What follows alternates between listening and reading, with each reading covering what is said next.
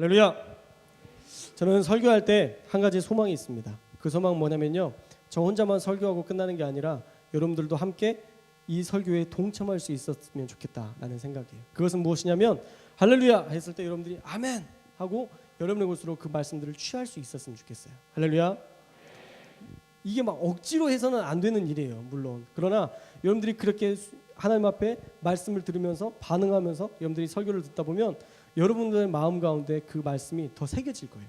그래서 여러분들이 그 자리에서 어떻게 목사님 설교 잘하나 보자 이렇게 감시하는 감시하는 게 아니라 여러분이 말씀을 들으면서 여러분으로 늘 취해 됩니다. 아멘 이러면서 땡겨. 아멘이 뭐예요? 아멘. 그렇게 되기를 원하나이다. 할렐루야. 또 작아졌네? 할렐루야. 네, 그렇게 되기를 원하나이다. 여러분이 땡겨가는 거예요. 저도 설교를 하는 목사의 자리지만 가끔 막 은혜 받으려고 막 목사님 앞에 이렇게 집중하면 나도 모르게 아멘 크게 했다가 막 부끄러울 때가 있어요. 목사인데도 그렇게 막 목사님의 말씀을 들으면서 막 은혜가 될 때가 있어요. 막 감동이 될 때가 있어요. 전율이 올 때가 있어요. 근데 그때에는 내가 말씀을 들으면서 아멘 하면서 내가 내 것으로 취할 때, 그때 가능한 일입니다. 여러분들이 늘 말씀을 들으면서 설교를 들으면서 그 설교의 말씀이 나의 것으로 되기를 소망하는 마음으로 아멘으로 여러분의 것을 취할 수 있는 은혜가 있기를 주님 이름으로 축복합니다. 예, 우리 청년부에 최근에 있었던 일이에요. 우리 청년 중에 한 명이 예배 때가 아닌데 이렇게 왔어요.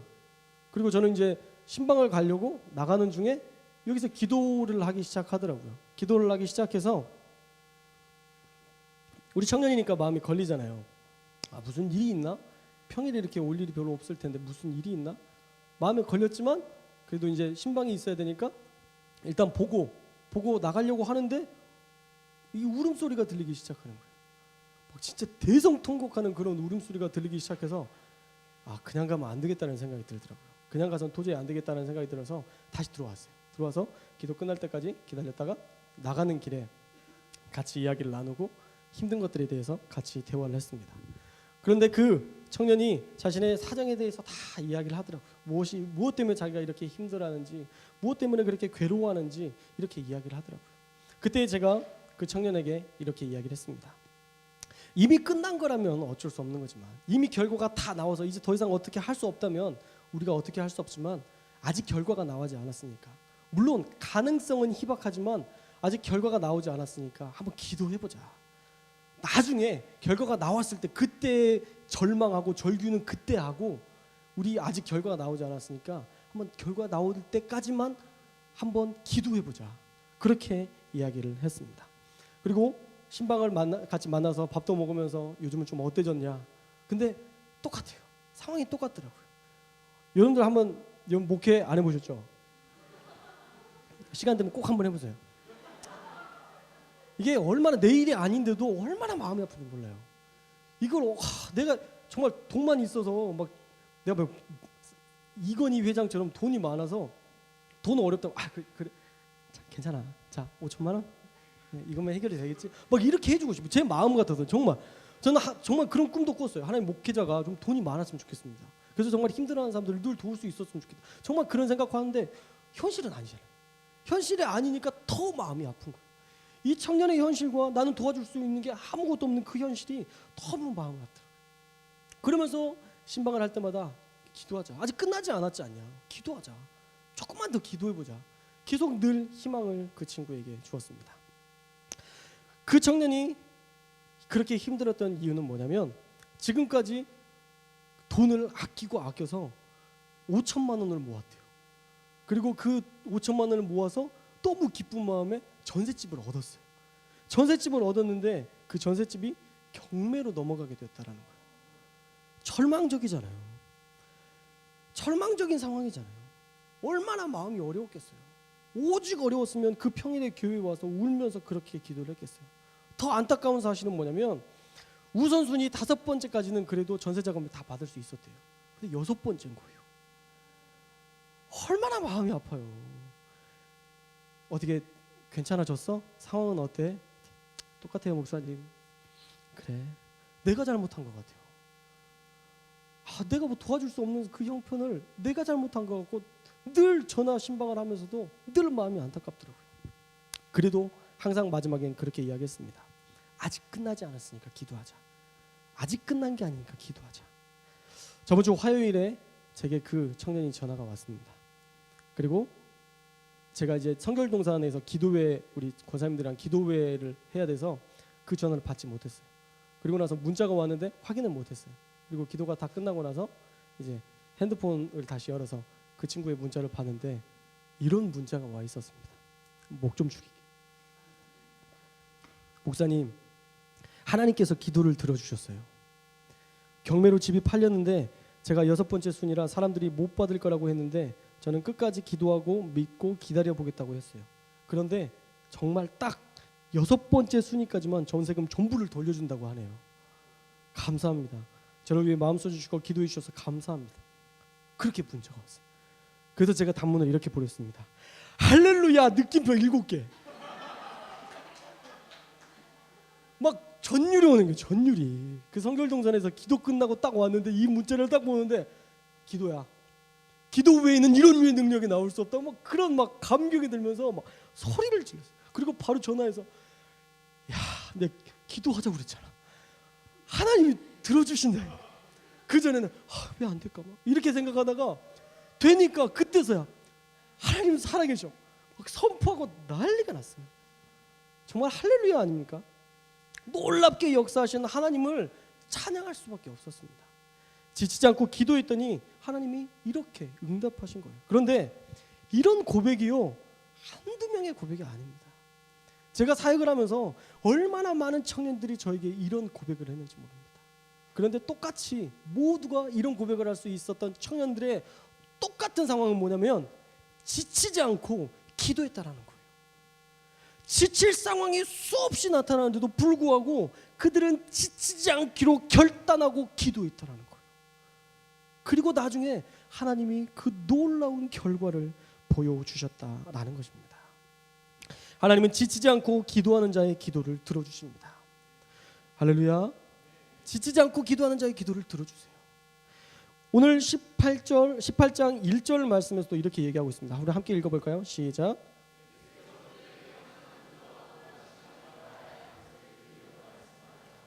예수님께서 그들에게 항상 기도하래요. 그리고 기도하면서 어떻게? 낙심하지 말래요. 이것들을 비유로 이야기해 주신 비유가 바로 불의한 재판장의 비유라는 것입니다. 예수님께서는 그들에게 말씀하시기를 항상 기도하라 말씀하셨습니다. 여러분 기도는요 항상 해야 되는 일입니다. 할렐루야. 기도는 내가 내키면 기도하고 오늘은 기도가 땡기는데 그래서 기도를 하고 그런 게 아니라 기도는 항상 해야 될 일이에요. 내가 마음에 동하면 기도하고 마음이 동하지 않으면 기도를 놔버리고 그게 아니라 기도는 늘 해야 되는 것입니다. 기도는 우리의 삶의 습관처럼 우리의 삶 속에 자리 잡아야 돼요. 기도하지 않으면 하나님이 나를 책망하시고 문제를 만나게 하셔서 우리가 기도하는 게 아닙니다. 여러분들 기도하지 않으면 하나님이 막 벌을 주세요? 한번 흔들어 봐야지. 막 기도 안 했으니까 내가 널 막 그러면서 하나님 그러실 분이세요? 아니에요. 기도하지 않으면요 무슨 문제가 생기는지 아세요? 기도하지 않으면 하나님을 느낄 수가 없어요. 하나님의 그 마음이 느껴지지 않아요. 그래서 문제가 생기는 거예요. 내가 하나님의 사랑으로 충만해지면 다른 사람에 대해서 얼마든지 용납할 힘이 생겨요. 그런데 기도하지 않으면 용납이 안 돼요. 미안해요. 손가락질. 용납이 안 돼요. 다른 사람들을 향하여서 용납이 안 되는 거예요. 왜냐하면 기도는 영혼의 호흡이기 때문이에요. 내가 숨 쉬고 내가 하나님과 동행하면 그것으로 말미암아 내가 힘을 얻고 살아갈 수 있는데 내가 숨 쉬지 못하니까 늘 우울하고 늘 괴롭고 늘 삶이 어려운 거예요. 그런 어려운 삶 속에서 우리가 누구를 품을 수 있겠습니까? 그래서 우리는 기도해야 되는 것입니다. 기도하면 우리는 그 가까이 계신 하나님을 느낄 뿐만 아니라 기도하면 기적을 경험하게 돼요. 오늘 처음에 나눴던 그 청년이 기도하니까 기적을 경험했어요. 만약에 그가 중간에 기도를 포기했다면 이 결과가 어떻게 될지 전 모릅니다. 하나님도 어떻게 역사하셨을지 하나님도 결정하기 쉽지 않으셨을 거예요. 딱 하긴 하지만 기도하지 않았기 때문에 이걸 들어줘야 되나 말아야 되나 고민하실 수도 있을 거예요. 그러나 기도하면 하나님이 하실 말이 없어요. 나에게 늘 얘기를 했기 때문에 하나님은 그 얘기를 이미 알고 계세요. 여러분의 말, 여러분들이 원하는 것, 여러분의 어렸을 적을 생각해 보십시오. 원하는 것이 있으면 늘 얘기하잖아요.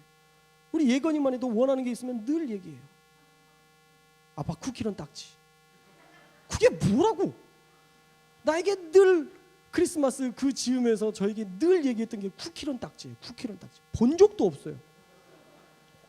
하물며 쿠키런이라는 게임을 해본 적도 없어요, 저는. 근데 쿠키런 딱지를 내가 사줄 이유가 전혀 없어요. 근데 늘 쿠키런을 얘기하니까 크리스마스가 다가오면서, 성탄절이 다가오면서 쿠키런이 뭔지를 찾아봐야 될 것 같고 막 고민돼요. 그래서 쿠키런은 도저히 안 되겠다 결론을 내렸어요. 이 아이가 뭐 이 쿠키런을 가지고 무언 인생에 도움이 되겠어요. 그래서 책을 사주기로 결론을 내리고 책을 사줬어요. 책을 사줬는데도 이 아이는 그 쿠키런보다 더 비싼 책을 받으면서 쿠키런 갖고 싶었는데 그 독백이 또 내 머리에 남아요. 간신히 그 쿠키런을 이겨내고 내가 책을 샀는데 또 그 독백이 내 머릿속에서. 어떤 전도사님이 목사님 찾아뵙고 싶다고, 보고 싶다고, 그래서 온대요. 그래서 저에게 혹시 예건이가 갖고 싶은 게 뭐 없냐고. 그냥 와요. 그냥 와요. 뭘 돈을 써. 그냥 와요. 그래도 목사님 하나만 얘기해 주세요. 그래도 성탄절인데 어떻게 그냥 가요. 선물 사야죠. 그럼 쿠키런 딱지. 내가 36살인데 쿠키런 딱지를 사달라고 그 전도사님께 부탁을 했어요. 내가. 사랑하는 여러분, 하나님 앞에 그렇게 귀에 못이 박히도록 얘기한 그 기도를 하나님께서 안 들으셨을 것 같으세요? 이미 다 들으셨어요. 하나님은 이제 어떻게 이 역사를 이뤄낼까 고민하고 계세요. 이 이벤트를 우리 청년들에게 어떻게 보여줄까 고민하고 계세요. 하나님이 그렇게 고민하고 어느 타이밍에 줘야지? 어느 타이밍에 줘야 얘가 감동하지? 이러고 있는데 하나님 안 들어주셔. 나 이렇게까지 기도했는데 안 들어주는 거 보면 하나님 안 들어주실 것 같아. 내가 그동안 하나님 계세요? 막 그러면서 또 그때 흔들려요. 그렇게 기도해놓고 그렇게 열심히 간구해놓고 그 끝 말미가 되면 하나님 안 계시고 내가 기도한 거 다 쓸데없고. 아니에요, 여러분. 여러분의 기도가요 벌써 70% 80% 쌓였어요. 여러분들이 울면서 기도하고 울면서 간구했던 그 모든 것들 하나님 다 들으셨어요. 우리 예건이의 그 쿠키런 하나, 우리 예슬이의 삐약이 집 이내 박히도록 제 머릿속. 그리고 사랑하는 아버지는요, 사랑하는 자녀들의 간구를 쉽게 흘리지 않아요. 그 한 번의 말을 그냥 흘리지 않게 돼요. 그게 아버지의 마음이에요. 여러분들이 나중에 자녀를 낳아보면 알 거예요. 그때 이야기하는, 여러분의 자녀가 여러분들에게 얘기하는 자기들이 원하는 정말 필요 없는 그 선물, 여러분들이 고민하고 사게 될 거예요. 그때가 분명 올 거예요. 그게 바로 우리 하나님 아버지의 마음입니다. 사랑하는 여러분, 기도하시기를 주님의 이름으로 축복합니다. 물론 기도하기 위해서 우리가 많은 것들을 투자해야 되고 헌신해야 되고 시간을 내야 돼요. 그러나 여러분들이 시간 내는 것 이상으로 더 놀라운 하나님의 기적을 볼 것이고 하나님을 만나는 은혜를 경험하게 될 것이고 하나님을 진심으로 고백하게 될 거예요. 역대기야 33장 14절 말씀 세 번역으로 되어 있는데 우리 한번 읽어보도록 하겠습니다. 함께 읽겠습니다. 시작.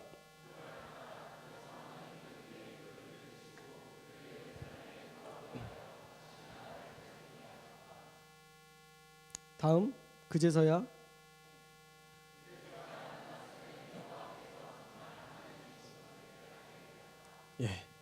므낫세가 기도하였습니다. 기도하였다. 그래서 하나님은 그의 기도를 들으시고 그를 예루살렘에 돌아오게 하여 다시 나라를 다스리게 하셨다. 므낫세 왕이요, 왕을 더 이상 할 수 없는 그런 포로로 잡혀가는 그런 상황이 벌어졌어요. 그래서 상황적으로 봤을 때에는 더 이상 그가 나라를 다스릴 거라는 기대를 할 수 없는 절망적인 상황이에요. 그런데 므낫세는 어떻게 했다고요? 처음에 나와 있죠? 기도하였다. 므낫세는 기도했대요. 기도하였다. 그리고 나서 계속 기도했는데 어느 순간 하나님이 그 기도를 들으시고 응답해 주신 거예요. 그래서 나라를 다스리게 하셨어요. 다시 나라를 다스리게 하셨어요. 그랬더니 므낫세가 이런 고백을 합니다. 그제서야 므낫세는 여호와께서 정말 하나님인 것을 깨닫게 되었다. 하나님께서 그렇게 응답해 주시니까 그제서야 여호와 하나님 정말 하나님이시군요.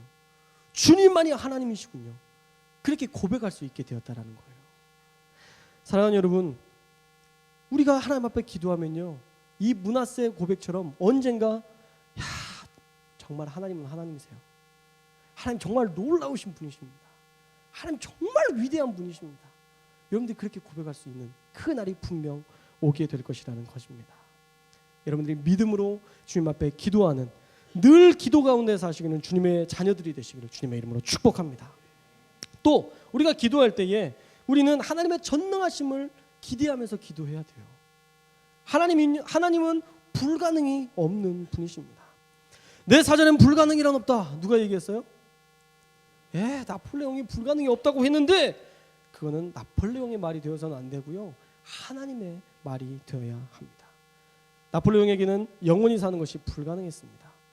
그에게 불가능이 없다고 했지만 영원히 사는 것은 불가능했습니다. 그러나 나폴레옹의 사전에는 불가능이 있었지만 하나님의 사전엔 불가능이란 검색이 불가능합니다.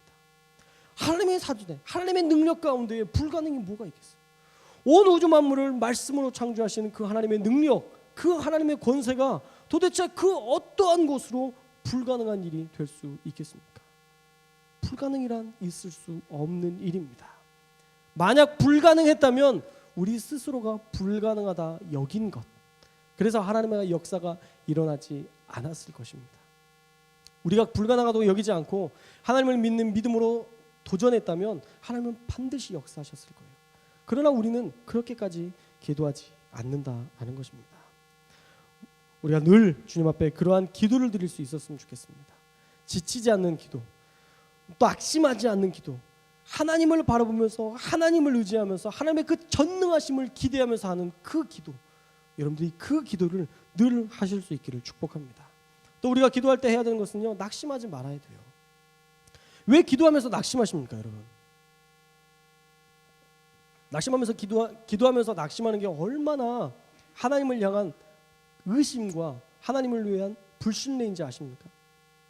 우리 예건이가 아빠에게 뭔가를 사달라고 얘기하면서 안 믿어요. 안 믿으면서 사달라고 그래. 아빠가 쿠키런 딱지 사주기를 원하는데 아빠는 안 되겠지? 내가 나이가 몇 살인데 쿠키런 딱지 하나를 못 사줘요. 아빠, 예슬이가 아빠, 삐약이 집이 3만 얼마 정도 되는데 아빠 그런 능력 없지? 삐약이 집으로 그냥 양계장을 만들어 보고 싶은 그런 생각이 그렇지 않아요? 아니, 어떻게 이야기하면서 안 될 거라고 계속 얘기해요. 근데 그게 지금 비유가 아니라 여러분의 모습이라고요. 여러분이 늘 기도하고 금세 안 되는 일인데 내가 이렇게 내가 이럴 필요가 없는 건데 이렇게 늘 우리가 좌절한다고요. 기도해놓고 예배 드릴 때 막 찬양 들으면 막 믿는 자에게 능치 못함 없네 막 하나님 문 딱 열면서 안 될 일이겠지?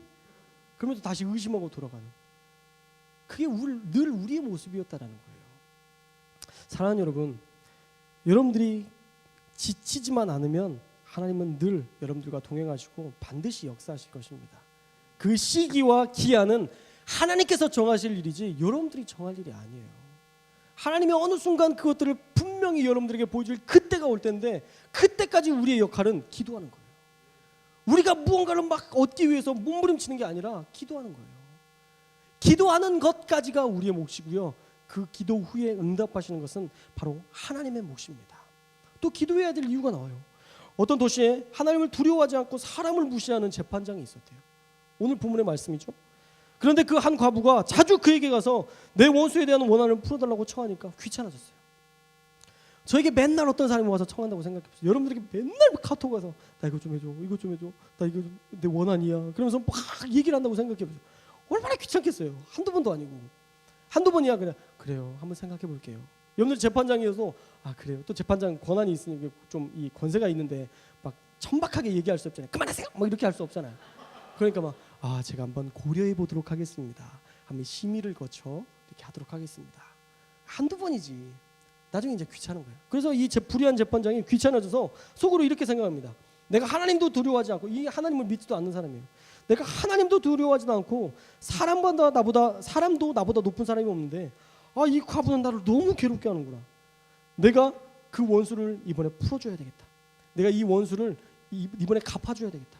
그럼 이 아줌마가 더 이상 날 괴롭히지 않을 테니까 나 이번에 해결해야지. 이렇게 결단을 했다라는 거예요. 그러면서 7절 말씀에 성경은 이렇게 얘기하고 있습니다. 우리 7절 말씀 함께 읽을까요? 시작.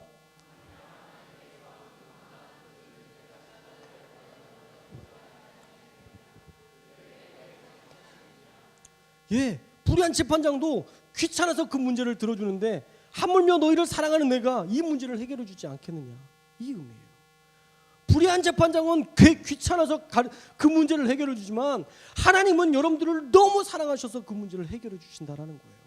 내가 너희를 사랑하는데 너희의 그 힘든 것들을 내가 들어주지 않겠냐. 내가 너희를 얼마나 사랑하는데 내가 그 문제를 해결해 주지 않겠느냐. 바로 하나님의 말씀이, 하나님의 부르짖음이 바로 그와 같다라는 것입니다. 구약시대에 하나님은 그 백성과의 언약을 철저히 지키셨습니다. 하나님은 백성들과 약속한 그 모든 것들을 다 지켜주셨어요. 신명기 말씀에 보면 내가 너의 하나님이 될 것이고 너희는 나의 백성이 될 것이다. 그렇게 얘기하고 있어요. 내가 너희의 하나님이 되어주겠다 얘기하고 계세요. 하나님이 여러분의 하나님이 되어주신다고 약속하고 계십니다. 또 수많은 말씀에 보면 그 약속의 징표들이 나타나요. 여러분들이 성경을 많이 읽으면서 그 말씀 가운데 들어가면 하나님의 그 언약을 발견할 수 있게 돼요. 창세기 말씀에 15장 9절에서 10절 말씀에 이런 말씀이 있습니다. 제가 읽어드릴게요. 여호와께서 그에게 이르시되 나를 위하여 3년 된 암소와 3년 된 암염소와 3년 된 순양과 산비둘기와 집비둘기 새끼를 가져올지라. 아브라함이 그 모든 것들을 가져다가 그 중간을 쪼개고 그 쪼긴 것을 마주대하여 놓고 그 새는 쪼개지 아니하였으며 라고 얘기하고 있어요. 하나님이 아브라함과 약속, 언약을 체결하실 때에 하나님께서 갑자기 이 3년 된 암소, 암염소, 순양, 산비둘기, 집비둘기 이런 것들을 가져오라고 이 말씀을 하셨어요. 그래서 하나님의 말씀을 듣고 아브라함이 그 약속의 그 말씀대로 이 동물들을 가져다 놨습니다. 그랬더니 쪼개래요. 반절을 쪼개래요. 가운데를 딱 쪼개서 이것들을 양쪽에 이렇게 놓고 그냥 이렇게 놓으래요. 아브라함은 왜 이런지 잘 몰랐을 겁니다. 왜냐하면 이 쪼개가지고 이 양쪽에 놓는 이것들이 어떤 하나의 언약의 인간과 인간 사이에 하는 언약이었기 때문이에요. 그런데 하나님이 과연 이걸 나와 체결하려고 하시나? 아마 의문이 들었을 거예요. 그런데 17절 말씀에 보니까 이런 말씀이 나와 있습니다. 17절 말씀 한번 읽어볼까요? 시작. 해가 져서 어두울 때에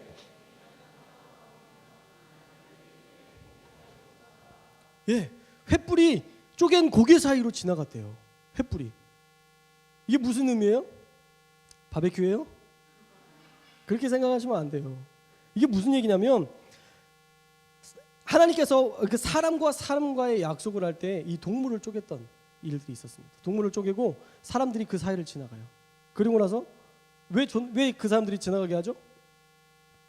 만약에 내가 이 언약을 지키지 않으면 내가 이 동물처럼 쪼갰을 당하고 죽임을 당해도 괜찮다라는 약속의 징표였어요. 내가 그렇게 해도 괜찮다라는 의미예요. 그런데 이 의미를 하나님께서 하신다고.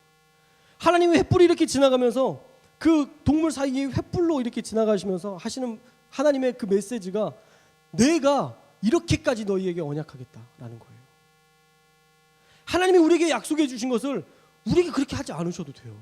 인간과 인간 사이의 약속을 할 때 그렇게 하던 부분을 굳이 하나님께서 우리에게 하지 않으셔도 우리는 할 말이 없어요. 아무도 그걸 가지고 하나님 앞에 손가락질 않을 거예요. 하나님, 우리 약속할 때 이거 하기로 결정했는데 왜 하나님은 하지 않으세요? 하나님이 이거 우리한테 하라고 그래놓고 왜 하나님은 하지 않으세요? 우리가 그렇게 따질 수 없어요. 그럼에도 불구하고 하나님은 그 약속을 지키기로 결단하시면서 그 쪼갠 고기사를 지나가시면서 내 언약은 반드시 이루어질 것이다. 내가 약속을 반드시 이행할 것이다. 하나님은 그렇게 약속의 징표로 우리에게 성경을 통해서 약속하셨다라는 것입니다. 할렐루야. 사랑하는 여러분, 기도하면 하나님은 반드시 응답하십니다. 다양한 방법으로 하나님은 역사하십니다. 그러기에 여러분들 기도하면서 낙심하지 마시기를 주님의 이름으로 축복합니다. 여러분들 기도하면서 절망하지 않기를 주님의 이름으로 축복합니다. 분명히 말하지만 기도하는 사람은 하나님께서 반드시 지켜주십니다. 그러나 한 가지, 하나님께서 우리에게 요구하시는 한 가지가 있습니다. 그것은 바로 8절 말씀입니다. 우리 8절 말씀 한번 읽을게요. 8절 말씀. 8절 말씀입니다.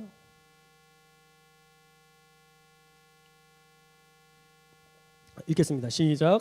내가 너희에게 이르노니 속히 그 원한을 풀어주시리라. 그러나 인자가 올 때에 세상에서 믿음을 보겠느냐 하시니라. 아멘. 인자가 올 때에 세상에서 믿음을 보겠느냐, 이것이 바로 하나님의 물음이에요.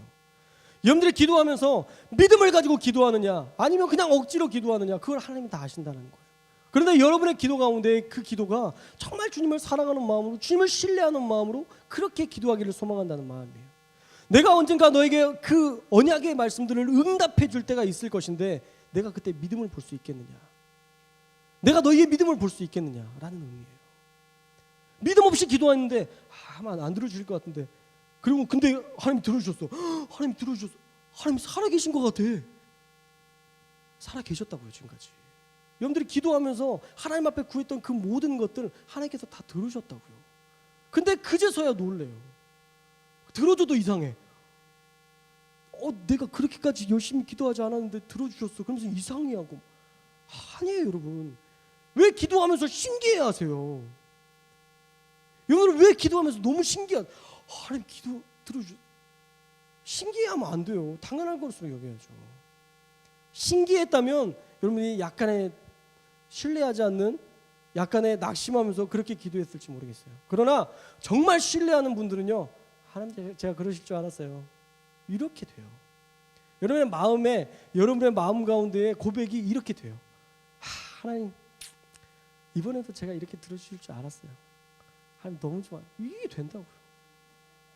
사랑하는 여러분, 여러분의 마지막의 고백이 그렇게 되기를 축복합니다. 낙심하다가 힘들다가 기도하다가 낙심하다가 힘들다가 기도하다가 들어주시니까 이거 들어주셨어, 이게 아니라 신뢰하다가 들어주시니까 역시 하나님, 신뢰하다가 들어주시니까 주님, 이게 우리에게 고백이 되었으면 좋겠어요. 그래서 주님께서 언젠가 왔을 때에, 여러분들을 만나러 왔을 때에 하나님께서 여러분의 믿음을 보시고 들어주시려고 했을 때에, 야 아직까지 믿고 있어? 그래 내가 들어주마. 하나님의 그 칭찬을 받을 수 있었으면 좋겠어요. 여러분 안에 있는 믿음을 보고 하나님께서 그 믿음 때문에 하나님께서 여러분의 응답을, 여러분의 기도를 들어주실 수 있었으면 좋겠어요. 할렐루야. 그 믿음이 여러분에게 늘 있기를 주님의 이름으로 축복합니다. 마지막으로 한 가지 이야기만 하고 마치겠습니다. 이번 주에 우리 예건이가 체육대회가 있어서 하루 전날에, 예건이가 되게 낯서시죠? 언제 한번 사진을 보여드릴게요. 아는 분들은 아는데 모르는 분들도 꽤 많아서, 우리 예건이가 아빠를 닮아서 다른 건 못해도 잘 달리고 키가 작아요. 닮을 걸 닮아야지 어쩔 수 없긴 하지만, 어쨌든 체육대회가 있어서 그 전날에, 하루 전날에, 체육대회 전날에 달리기 연습을 했는데 도장을 받아왔더라고요. 1등 도장을 받아왔어요. 키는 제일 작은데 잘 뛰어요. 저랑 이제 원치 트레이닝을 많이 했기 때문에 제가 놀고 싶어서 애들 데려가서 같이 뛰고 막 그래서 1등 도장을 받아왔더라고요. 근데 그날부터 아프기 시작한 거예요. 체육대회 연습을 하느라고 너무 피곤했나 봐요. 그러니까 아프기 시작하면서 누가 봐도 막 다크서클이 막, 애가 막 너무 힘들어 보이더라고요. 근데 아니나 다를까 그 다음날 돼서 체육대회가 됐는데 얘가 2등을 했어요. 1등을 그렇게 간절히 원했는데 2등을 했어요. 근데 그 전날 제가 그렇게 얘기를 했어요. 얘들아, 아빠는 네가 1등을 해도 좋지만 네가 2등을 해도 아빠는 너무 좋아. 네가 최선만 다했다면 괜찮아. 그거면 돼. 괜찮아 얘들아.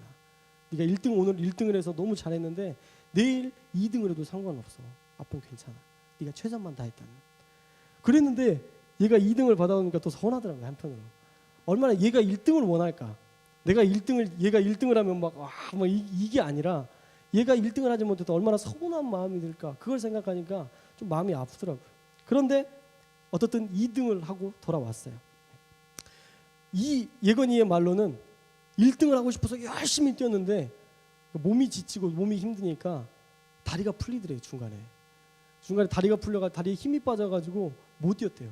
그래서 2등 했대요. 그러니까 잘 뛴 거죠. 그래도 다리에 힘이 풀렸는데 2등을 할 정도면 그래도 잘 뛴 거죠. 얼마나 힘들겠어요.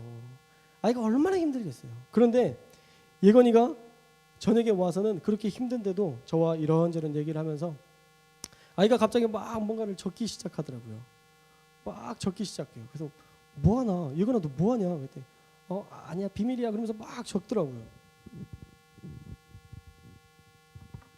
그리고 나서 저에게 이 2개의 쪽지를 주었습니다. 안마 쿠폰 5월 7일에서 30일까지.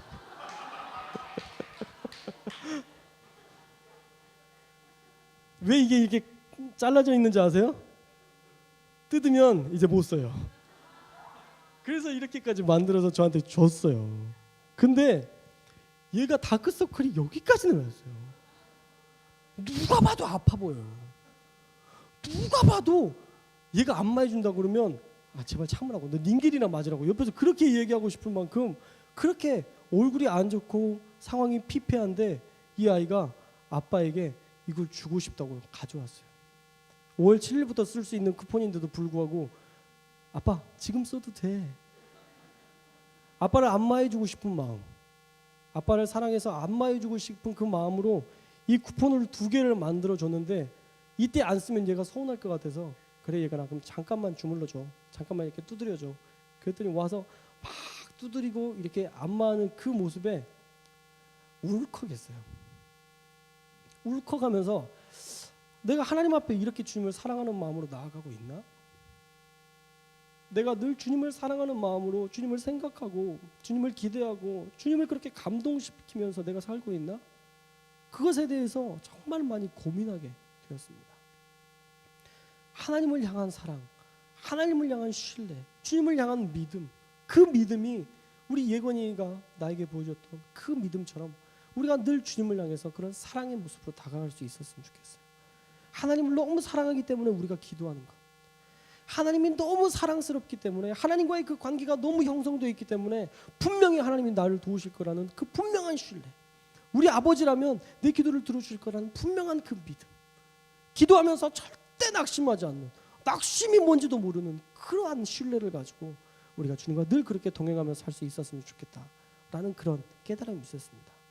우리 예건이를 통해서 참 많이 배우는데 오늘 나누었던 이 예화와 이 고백들이 여러분에게도 있기를 바랍니다. 우리는 억지로 기도하는 게 아니라, 우리는 무언가를 얻어내기 위해서 기도하는 게 아니라, 우리는 그냥 어떻든 기도하면 하나님께서 응답하신다고 그러니까 억지로 기도하는 게 아니라 주님을 진실로 사랑하면서 그분을 진실로 신뢰하면서 반드시 들어주실 그 하나님을 언제나 높이며 찬양하며 그렇게 기다릴 수 있는 저와 여러분들 모두가 되시기를 주님의 이름으로 축원합니다.